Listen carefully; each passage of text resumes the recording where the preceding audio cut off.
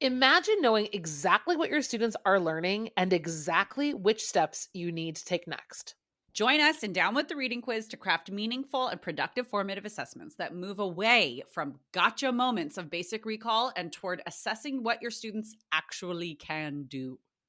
In this 30-minute free masterclass, we'll share 3 powerful assessment keys that work for any novel at any time of the year. Head to shop.bravenewteaching.com/masterclass to sign up, and we'll also send you a free workbook to keep track of all your notes. Once again, that's shop.bravenewteaching.com/masterclass to nail formative assessments forever. Hey, Amanda. Hey, Marie. What are you up to later? Want to join me for happy hour? I'm all in. And guess what's amazing? Our listeners and friends of the podcast can also join us because Brave New Teaching Happy Hour has officially launched. Cheers! Cheers, everyone. We are officially hanging out a little bit longer after school with an extended, extra private podcast feed just for you. Yes.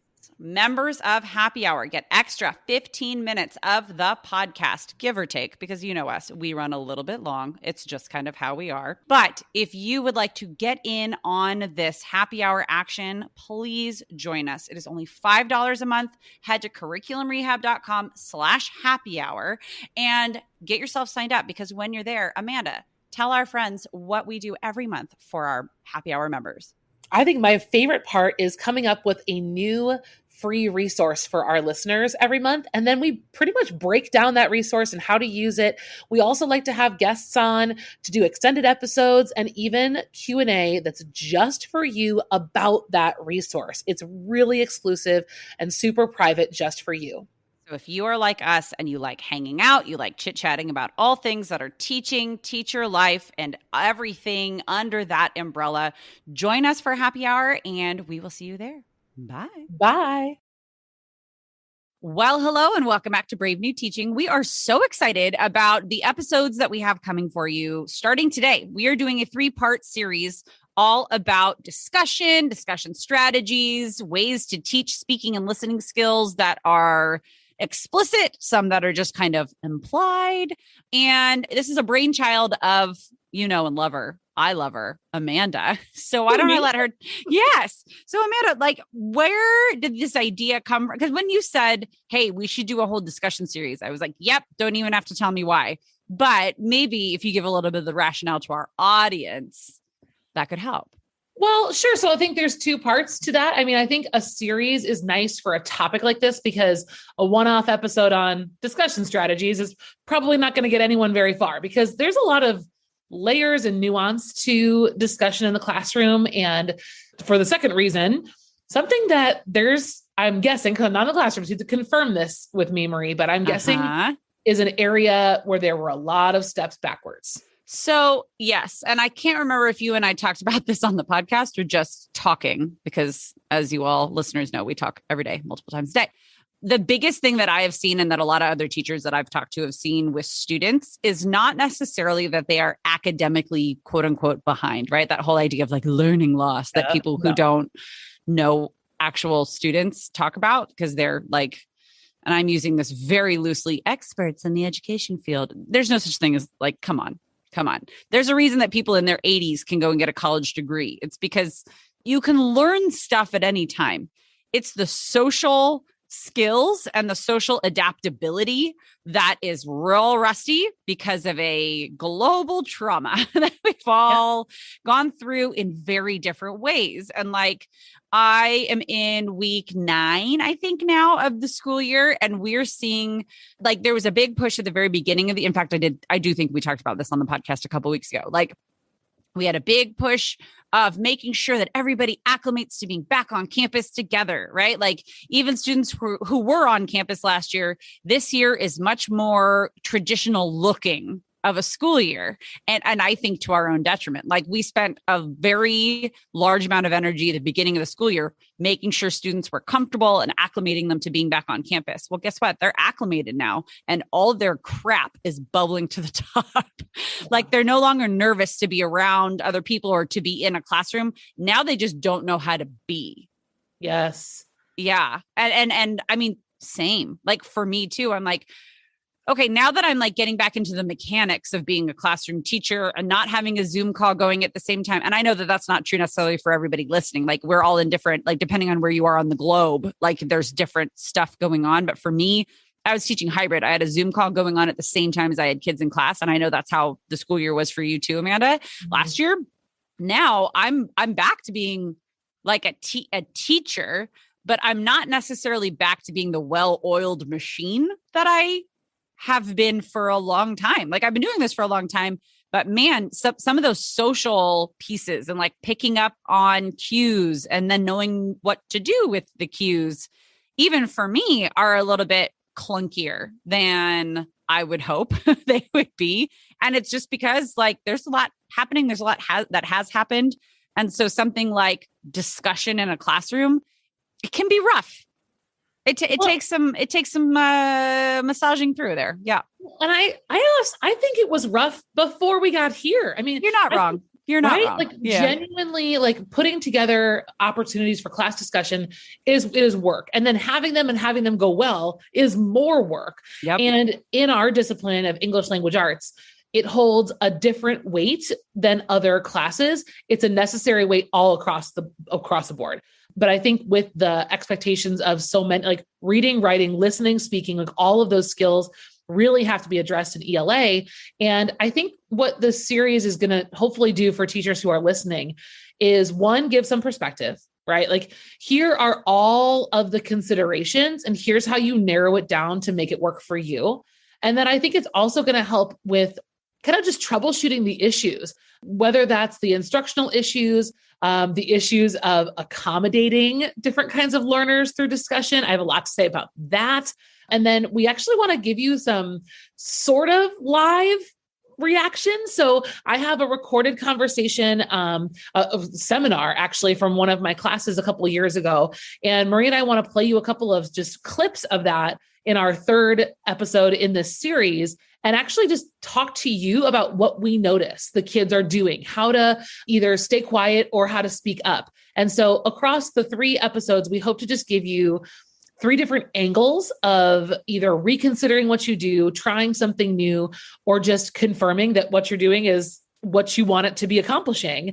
And that's really where we're at. And so we actually also put together a workbook for you all. You can download the workbook in our show notes. And if you catch us at any point during the series, we'll have it available for all 3 of those episode show notes. So grab it, download it. We're going to put a couple of like bullet points in there, things for you to remember that you don't even have to write down. And you can just use it, put it on the bulletin board behind your desk as like a little reference point to remember what you listened to. Cause I know listening to podcasts in the car is great, but if you want to remember this or treat this as like a little mini PD for yourself, grab the notebook. Yeah, absolutely. Yeah. So just to kind of recap on Amanda was saying before we get going full blown into this episode, we're going to talk today about some goals and strategies for discussion in the classroom. This will not be all encompassing, but it'll just be a place to start with focusing. Next week, you'll be hearing from us about troubleshooting discussions, because I think that is, I really think that one for me earlier on and right now in my career is what I need, are those like moments on how to troubleshoot. And then the last episode is what Amanda was talking about.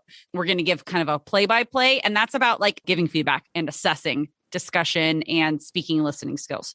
So definitely if you have the ability to stop right now, take a moment and pause us and go get that workbook, head to the show notes. That's going to be extremely helpful. Or just make sure you like bookmark this episode and come back to it so that you can take down the notes you need to take down. And it's time to cue the music. Let's do it.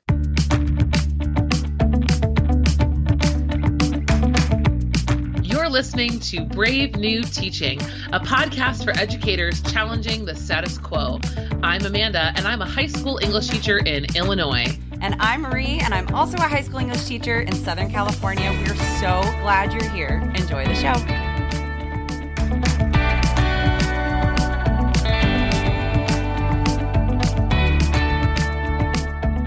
All right, let's dive into some goals and strategies and just how to even begin to approach discussion in the classroom. I think that just like anything, when it comes down to curriculum design or an activity or really anything you're going to be doing with children, with students, the first thing to do is to figure out the why. right? Yeah. What are you looking for? What are the goals? What do you want to get out of it?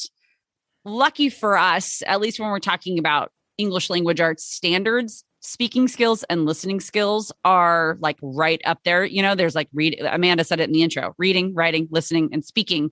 But the thing is, those skills go across the board for every content area. It's just easier and it seems a little bit more natural to focus on those skills in an ELA classroom. But truly everywhere, speaking skills and listening skills don't quite get the direct attention that they should because they're so important.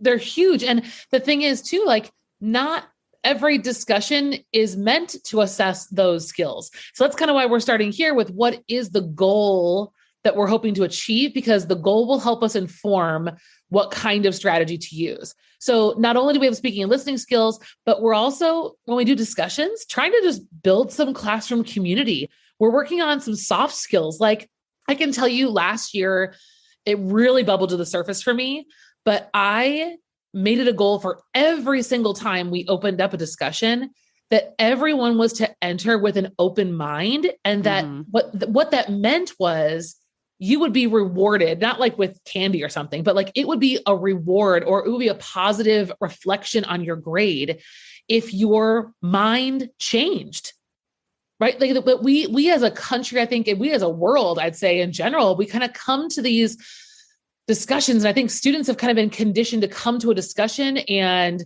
hold firm on their ground and never defend well, we it, teach, we teach them argument, right? Yes. Like, and then, I mean, that goes back to like, even you and me, like we teach rhetoric and argument and how to prove yourself and make your claim and prove it with evidence and blah, blah, blah, blah, blah.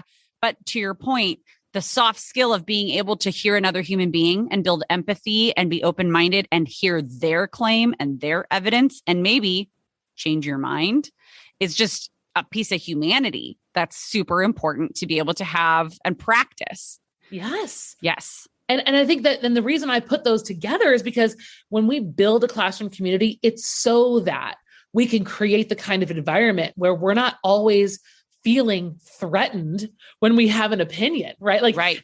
I think our kids do feel this sense of urgently defending themselves. And I think that if we can bring our classrooms to a better place than most adults in the world, that's a huge victory. Because if there is good evidence that shifts your original claim, you should be able to put your pride aside and shift your claim. And I think that being able to teach that to teenagers, that's not showing up on anybody's grade book. That's not showing up on any report card. I mean, but it's really, to me, one of the most important reasons to continually practice discussion and build the kind of classroom community that can host that and that can, like I said, reward that. Like that's something that we acknowledge, and it's an accolade. I'm proud of my students when there's a shift or that they have gained more evidence that helps them clarify where they originally stood, right? Like that's the goal for me. Those are two really important goals for me. Well, yeah. And so Amanda started to say this a minute ago, like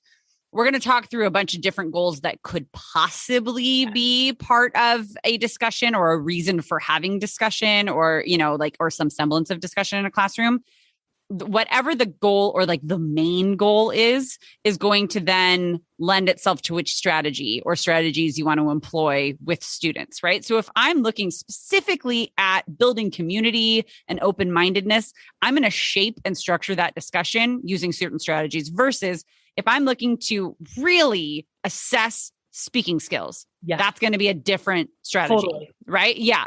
So like, I just wanted to make sure that was super clear. We're not saying everything goes for everything. We're just saying these are the different ways that you can kind of think about and approach designing a discussion and using different strategies. I have to interrupt you because you use this word designing a discussion. Like all honesty, out on the table, I used to show up to class and be like, we're going to have a discussion. Like when I was a newer teacher, the thought of designing it, scaffolding it, or even preparing it with the idea of having a goal in mind, that didn't even exist for me. I used to just assign, we're going to read a couple chapters and talk about them. That was it. That was the lesson plan. Okay. That's why I want to no, our listeners can't see that my eyes bugged out of my head because I was like, yeah, me too. It's true. Yeah, I know. Well, because you think to yourself, So you just discuss like, yeah, So discuss. Yes. If everybody's prepared, if everybody's listened, if everybody has been paying attention in my classroom when I've been talking. I mean, I'm saying that voice because that's literally young me talking. Yes. If you've all been paying attention, you'll be fine. No, they won't, because discussion skills are skills. They are things that have to be learned, practiced, cultivated, and honed over time. And like, yeah, it takes direct instruction as well. Okay. That is one of the things that I kind of like tote in my own little thing over in the caffeinated classroom, is like a whole thing on directly teaching listening and speaking skills as like just the same way that you would teach how to write a hook for an intro paragraph, like how to listen. It's hard. It's a thing. And I didn't mean to interrupt you, but like, no, not at all. That's where we're at, is like, we need to be thinking through like, what is the goal of this particular discussion? Because that's fine. If you just want to chat about some chapters, you still want to structure something, but it's going to be different. Right. Our approach as the instructor is going to be different, and the students' supports are going to be different. It's also has to do with like where you're at on the continuum of learning. If it's the beginning of a course, if it's the beginning of high school, right? Or like wherever we're at, there are age appropriate and skill level appropriate and community closeness, classroom communityist. I don't know what I'm trying to say. Appropriate, right? So yeah, we've basically got like, are you looking at building skills? Are you looking at modeling and teaching skills? Are you looking at, I mean, first and foremost, right? Are you looking at community? Are you looking at argument specifically, or persuasion, or recall of knowledge? Or is there assessment that we're looking for? Like, those are the things to define. And I would say, if you can't boil it down to one, I don't know. How many goals would you say? Like, I would try to boil it down to one main goal with maybe like a sidecar. I think that's about right. And I think the other big distinction when making those goals, I think a lot of us have fallen into the trap of using these discussions for summative assessments. And we're going to throw a rubric together with a ton of things on there. We're going to have 4 speaking skills, 2 listening skills. But by the way, we're actually trying to assess what they learned in the novel. So we're also assessing their reading skills. And that's really overwhelming. Not that we can't do it, but we might choose to just focus on the evidence they use. Why are you going to grade their speaking skills if really what you're trying to figure out is what their comprehension of the novel was? Well, that like leads you back. I mean, that reminds me of like one of the first Socratic seminars I ever ran. I just assumed too much with the kids, and I tried to assess too much. And I just was exhausted by the end going, they were fine. They repeated each other quite a bit because it wasn't structured enough for them, or it was too structured, or it was both at the same time. And then I was trying to do too much. So I had to, it was very hard. Well, 100% to your point, Marie, is picking one that matters, because the one that matters should be connected to the goal, right, of that assignment. If your goal is to assess your unit in reading a choice novel, I really should put to the side listening skills, at least for a grade. Can I expect students to learn how to like listen well to one another and not repeat each other? Sure. But do I need to be wholeheartedly assessing everything all the time?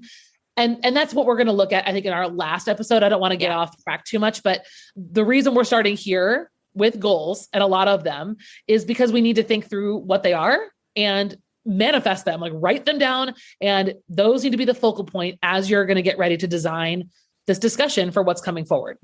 Yeah. So we have for you all, our listeners, just to kind of like dive right in. We've talked a lot about goals. Let's talk about some strategies. We've got some specific discussion strategies. If you are not familiar with any of these strategies, we'll have some resources for you in the show notes on just kind of like where you can get the long and short of what each of these strategies is. But we're going to talk about these in terms of which goals they lend themselves towards, at least in our estimation, the best. So the first one, and I know that you've had this in I haven't really used this strategy in my classroom super deliberately. Like, it's kind of happened by default, just like trying to shape conversation in the moment. But I know that you've used one-word discussions. So do you want to tell us a little bit of like how you use it and what goals that works best for? Sure. Yeah. A one-word discussion is really good when you have a quiet class and you're having a hard time getting them going. And so typically I use a one-word discussion for either starting something new where I'm trying to kind of recall prior knowledge or get students to share some personal connected experiences, or if we're going to review something that we've already read. So those are the goals that I think this best suits. And then really just how it lays out is I select somewhere between 6 and 10 single words, and they're usually conceptual, right? So they're going to be, if you followed along at all during our dystopia unit, if you're doing something with dystopia, your one words might be things like rebellion, conformity. There going to be words that have weight and layers. Power. Yeah. Exactly. And they're not necessarily like tricky vocab words, although that's kind of fun to throw in there too. Ubiquitous, right? Well, it just depends on where you're at. If you're doing a review or a recall, that would serve you in one way. Or if you're doing collecting background knowledge, that would also serve to know that like 2/3 of your class does not know ubiquitous. Okay. Note to self, teach ubiquitous. 100%. Yeah. And so it's really simple, and you can do this in a much more fancy way if you wanted to, but I do it really simply, either on a Jamboard or a Google slide deck. I put the single words, like they're on separate slides or separate jams. And I let the kids see. Is that what those are called? They're called jams? I don't know. I'm calling them like now. Strawberry or like Trademark. marmalade. Trademark. Okay. Amanda Cardenas. Sorry. Separate jams. Yes. And I let the kids see all of the words at once. So like they have a view only to the slide deck or view only to the Jamboard. And I asked the students, okay, of all these 10 words, like we'll use 10 for fun. I want you to choose 3 that strike a chord with you based on what you've read or based on what you know, right? Because remember, we're recalling something that happened the day before or in a previous experience, whether that was reading or real life.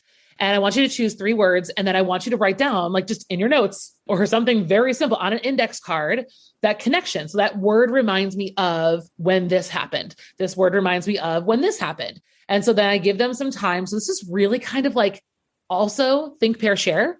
I'm just giving them what to think about, which is these words are kind of guiding that discussion. So then they have their answers written ahead of time, which for a quiet class is really helpful for a class that maybe that's just a good scaffold for them. Or for a squirrely ass class. It's so good. Yes. I mean, it's like, yeah. It anchors them writing their answers down first. And then we go through word by word. All right, let's start with Rebel. Who has something to share about a connection they had between that word and what we read yesterday? And if they each took 3, I have at least 4 or 5 kids who wrote about that word. And if you really want to know, you can have them, comment on the doc, or like if you want to see what they're working on, not a note card. There's lots of technological ways to make that more visual, but it's really simple. You just go word by word by word by word by word by word by word by word. And that's it. Yeah. And the single words kind of do a really nice job of instigating that discussion, because you'll by nature just have some contradictory things, right? Some kids will write down things that you weren't expecting, or, they'll have different sides of it. So it's really nice, low prep and high success rate in terms of discussion because they already wrote down their answers. I was going to say, and high engagement or high involvement because they've got something no matter what. So you could call on everybody or have them share with, so that everybody can speak, whether they have, and that's another thing. I mean, it's a lot like the Sesame Street quiz that we talk about so often. Like this is very much like the hand in hand to the Sesame Street assessment, whereas this is more of like a practice or a pre, but it gives everybody a chance. Yes. So even if they've done nothing, they've got to have some sort of an idea, or they can open their book to a page and have some sort of something, right? Yeah. I love that. Choice is good. Yeah. Choice is phenomenal, as we know. Our second strategy is the 4 corners strategy. And I have forgotten how much I love using 4 corners. And I was using it a ton before we had to like physically close the classrooms for COVID. And I have not brought it back into my classroom yet. And I'm realizing that right now. I need to. I used 4 corners virtually last year too. I put it on a Jamboard and I put the 4 corners like on the screen, and the kids had to move their Post-it note to the corner where they stood. I thought about that, and then I was like, I have too many kids. That's too many Post-its. There's 40. That's like a lot of too many Post-its. Couldn't do it. No, I love 4 corners because it forces students to, okay, if we're quick and dirty of 4 corners, you've got 4 different viewpoints, each in a corner of the room. And kids have to pick one. Yeah. Strongly agree, yes. Disagree, strongly disagree, or whatever kind of scale you want to give. Or 4 claims, right? Sure. Like whichever one there. Yes. But it's 4 viewpoints in some way or fashion around the room, and students have to pick one or the, it's also like, God, what's the one? Not hot seat. Is it hot seat where you philosophical chairs? Philosophical chairs. Thank you. Where there's only two. I do like four corners because it provides a little bit of wiggle room and it makes students choose something. I also love to use four corners in a way where they first have to choose what they most align with and then go to the complete opposite and argue the opposite, because four corners is fantastic for exercising claims, evidence, analysis, being able to really articulate your argument and your reasoning. And so one of my favorite things to do within that strategy is to force them to argue the opposite of what they think. So like wherever they are, they have to go to the opposite corner of the room. They get so mad. They get really mad. And it's kind of cool too, if you're using this. So again, if we go back to goals, if you want to use this purely as an assessment of argumentation, right? Then maybe what you want to do is try to have a handful of students convincing a neutral group of students which side of the room to go to or which corner to go to. And then students are moving based on persuasion. I like that. Right? Like that's a really cool way to use it. I've also loved using this activity as a brainstorming session. So before an essay begins or before a research project begins, giving them some claims to start off with and then moving around, right? Moving toward. And like adding to a poster in each corner or like being in a breakout room. Yeah, that's super smart. Oh, no, I was just thinking when you were saying that, like how cool would it be, since we do love the idea of choice, of having, the group who did whatever novel are convincing the people in the middle who haven't read the novel, right? And then that's a great exercise in claims and evidence and analysis and all of that good stuff. And I love the idea of brainstorming. Like what a great, we just might be using that tomorrow on their final. Hey, look at us doing my lesson planning for me as I have to figure out a brainstorming activity for tomorrow. Yeah. I mean, it's so simple and like low key prep. I mean, and you don't even need to assess it. You just can do it. And then the kids can use what they learned during the day. They can write it down. They can give you an exit ticket. They can put it on an outline for the paper they're going to write later in the week. I mean, you don't even need to worry about it. It's fun and it's mobile. It gets kids moving around. It is nice. Yes. Is good. Which is always good. Okay. Next on our list of strategies is a tool that we both know and love, called Parlay. And if you were part of the Shakespeare Teacher Festival, if you were part of the Teaching Dystopia Festival, you know that we love us some Parlay. Parlay is an amazing, both like in-person and virtual tool for discussion. It's phenomenal. What are your favorite? Like I like using it in person actually best, which I think you do too. Yeah. For me, this is definitely the kind of thing that if you're going to try to assess speaking and listening skills, you're going to get the kind of data, readouts, and information you need to be able to assess that. Because Parlay is a tool, right? You're still going to set up the discussion. You're still going to do all of the work, unless you just go from there. They have a whole universe full of discussion topics that are pre-made, which really are awesome. Yes. Really, really awesome. But if you're setting up something specific for yourself, Parlay does the heavy-handed work behind the scenes of collecting data, which is like, they can track for you the frequency of the number of times kids raise their hand or they attempt to get into the discussion, the types of ways that they do get involved in the discussion, the number of times they talk. They allow students to kind of give each other props and high fives and, their hand claps. And it creates ways that students can be involved without being the center every single time. Yes. The data side, like the data readout at the end of a Parlay discussion for me is amazing because I throw it on the screen and we reflect on it. And I think the most successful discussions, if you're going to choose something, if you want it to go well, you've got to do it often. All the time. If you're going to try to nail Socratic Seminar, you've got to be in it for 3, 4, 5 times during your year or whatever your year looks like. And I think Parlay really helps set goals for the next one. Well, and that's going to a nod to, I should have said this. Well, this isn't really for a goal. This is for a strategy as well. Like something like Parlay or even one word discussion or four corners or the other strategies we're going to talk about. We only have a couple more. Don't worry, friends. We're not going to be here forever. It's the frequency by which you use either the same strategies or different strategies, but like just getting kids talking and listening to each other frequently is a huge piece in really building community, all those other goals that we have. But then also like, I don't know how to say this, not the severity, but like the depth of the formality of the discussion. It can be super informal or an extremely formal discussion, but having varied formalities of different discussions and doing them frequently is fantastic. And Parlay is a great way to help you as a teacher structure that and keep track. Yes. Yes. It's so good. It's good for all of the skills, and just depends on how you want to use it to make it really work for you and what your students need for this discussion and then for the next discussion. And that takes us right into another strategy, which is to do small group simultaneous discussions. And when I was thinking about this before we met, I was thinking about a time when we were using Parlay actually to help me do this. So what I had actually set up in the room were 3 circles. And we were reading Columbine at the time. And I had in those 3 circles, 3 different questions. So circle 1 was discussing one pretty deep, serious question. Same with circle 2, same with circle 3. I was only sitting in one of the circles.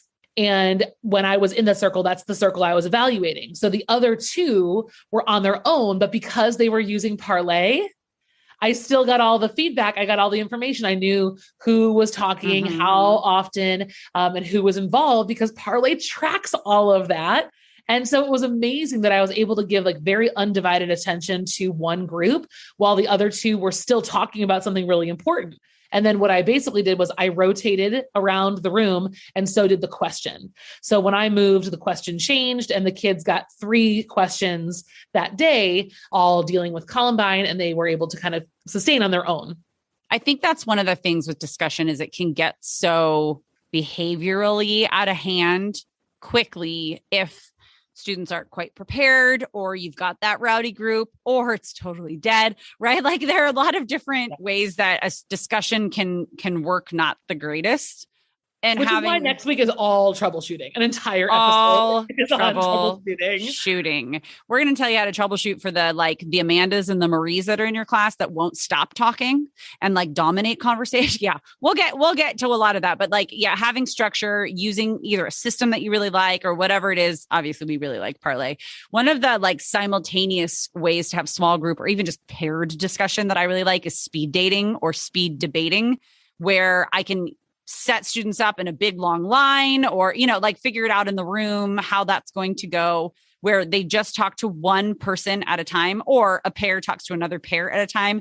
And I feed them these can be pre-reading questions that have to do with concepts and that sort of thing. These can be along the way, recall. These can be at the end, prepping for a paper or a summative of some sort, discussing things that actually happened in a novel or and again, we're talking a lot about novels because that's our bread and butter here, to go back to the jam thing. Can you tell I'm a little hungry? Wow. There we are. There? You're welcome.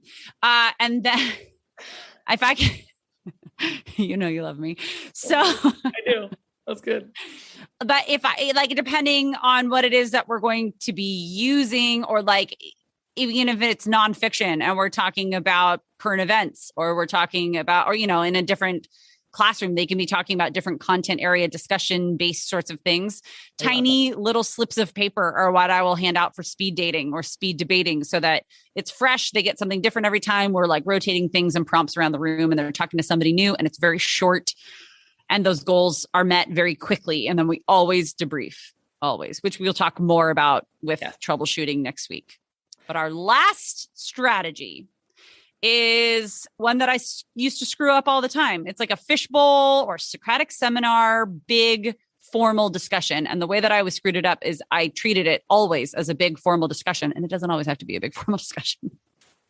It doesn't, but the formality of it, I think, is really powerful in its own right. I mean, the structure, I think the structure of it. Formality is one thing. Formality is a level of prep, right? That's if you're going to use a Socratic seminar as a summative assessment or even a formative assessment. That to me is more formal, but we're talking about structure. The structure of these types of conversations doesn't have to be super formal. It's just structured. Correct. And I actually have always used Socratic seminar as a highly structured summative evaluation. I have not really, in my experience, other than maybe a handful of times in AP, which are, again, right, we've talked about like your groups have different needs and different levels of what they need. So for me and my most memorable experiences of Socratic seminar were like, they're going to be on these 2 days.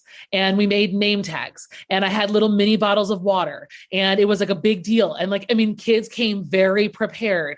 It was very much a practice that we worked on over time. And the goal for me for Socratic or Fishbowl, and if you don't know the difference between the two, that's not a big deal. We can link that below. They're both aiming, I think, to get whole class discussion that is organic, student-led, and student generated, right? The students continue the conversation and they're really the ones who are leading it. Now, that is not to say that we're not doing a crap ton of stuff on the outside. We're facilitating for sure. And that a lot of that has to do with our troubleshooting too, but yeah. Big time. And I think so for Socratic, for me, like the goal has been to get to a place where they are running their own discussion and they're on their own. And I'm totally faded into the background. They are 100% in the reins.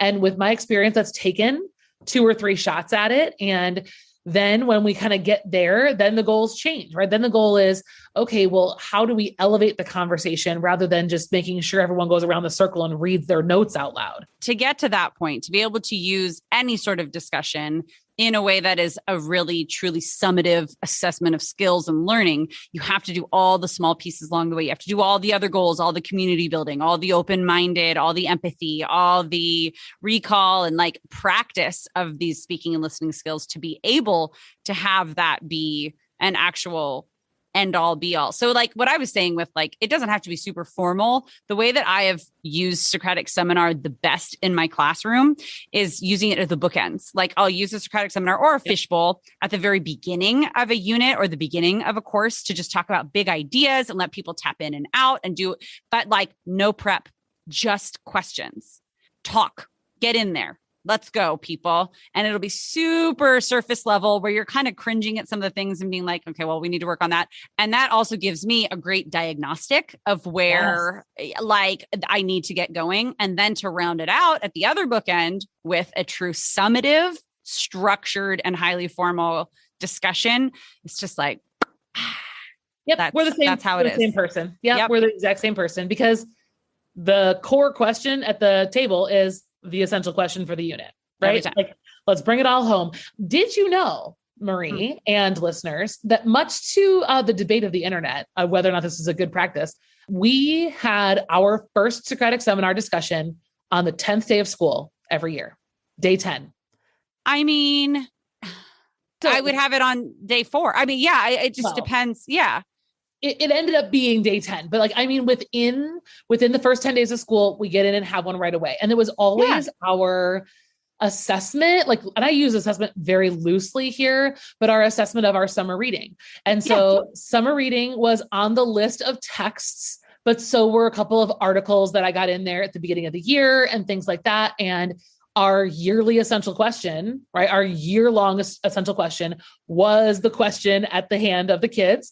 And it was, I prepped them very little. They could bring what they read over the summer, what they read on their articles. And that was it. And I'm telling you, like, people who have done it agree with me. People who haven't done it are not sure that this is true, but it was the best way I've ever gotten to know my class. Oh yeah.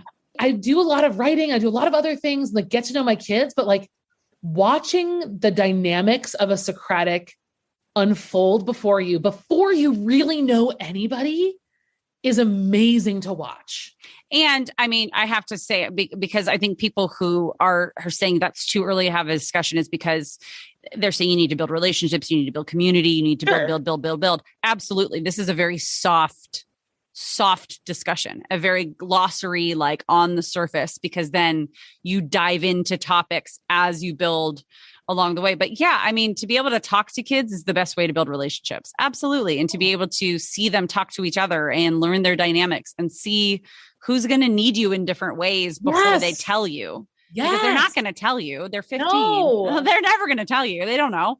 Yeah. And I think we don't give ourselves enough not credit, but like, I do make assumptions about my kids in those first couple of weeks. I do feel like I'm making guesses about what they do and do not know or can. You're a human. You're a human. Of course you are. That's literally what we do. Yeah.